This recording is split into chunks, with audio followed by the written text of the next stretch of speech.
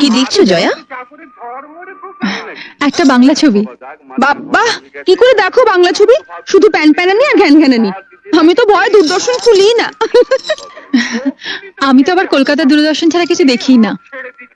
তোমার বাপের বাড়িতে টিভি আছে?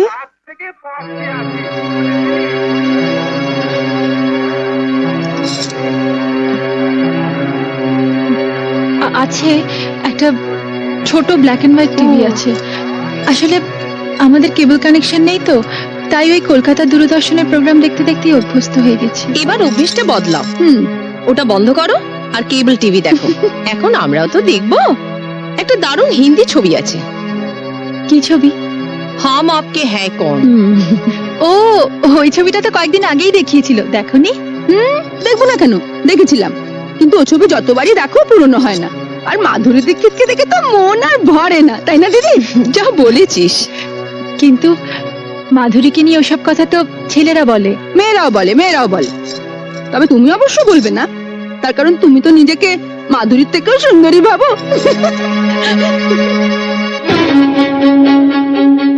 আমি ভাবি না মেজদি, তবে আমি জানি আমি কি। একেবারে পাতে দেওয়া যায় না এমন হতকুচ্ছি তো আমি নই, তাই না? নইলে এ পাড়ায় যাদের বাড়িতে পড়াতে আসতাম তাদের বাড়িতে মা আমাকে দেখেই সঙ্গে সঙ্গে তার ছোট ছেলের বউর জন্য পছন্দ করে ফেলতেন না। আর শুধু কি তাই, বলতে গেলে একেবারে বিনা পয়সায় এক কাপড়ে শাখা সিঁদুর পরিয়ে এবারই ছোট বউ করে নিয়ে এলেন। কলকাতা শহরে তো আর মেয়ের অভাব ছিল না। না, তা ছিল না, কিন্তু ছোট ঠাকুরের বিয়ের বয়স হয়ে গেছিল।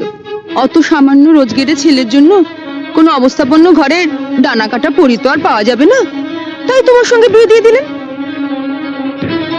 বর্দা মেজদার যখন বিয়ে হয়েছিল তখন তো ওনাদের রোজগার খুব ভালোই ছিল, তাই না? ওনারা কি ডানা কাটা পরি পেয়েছেন? আচ্ছা দিদি, কিছু মনে করো না। তোমাদের দেওরের যদি রোজগার ভালো হতো আর তার যদি বড়লোকের সুন্দরী মেয়ের সঙ্গে বিয়ে হতো, তাহলে তাহলে তোমাদের কি লাভ হতো বলো তো?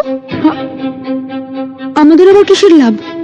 ও মা, তাতে যদি তোমাদের কোনো লাভই না হলো, তাহলে আমি যেমন আমাকে তেমন ভাবে মেনে নিতে তোমাদের অসুবিধে কিসের?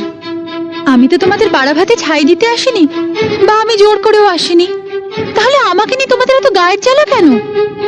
বরং আমার স্বামী যদি বেশি রোজগার করতো আর আমি বড়লোকের মেয়ে হতাম, তাহলে কিন্তু তোমাদের অনেক অসুবিধে হতো। অসুবিধে হতো? কিসের অসুবিধে? তাহলে এই মুহূর্তে টিভিটা আমিই দেখতাম, আমার পছন্দ মতো দূরদর্শনের বাংলা ছবির চ্যানেল।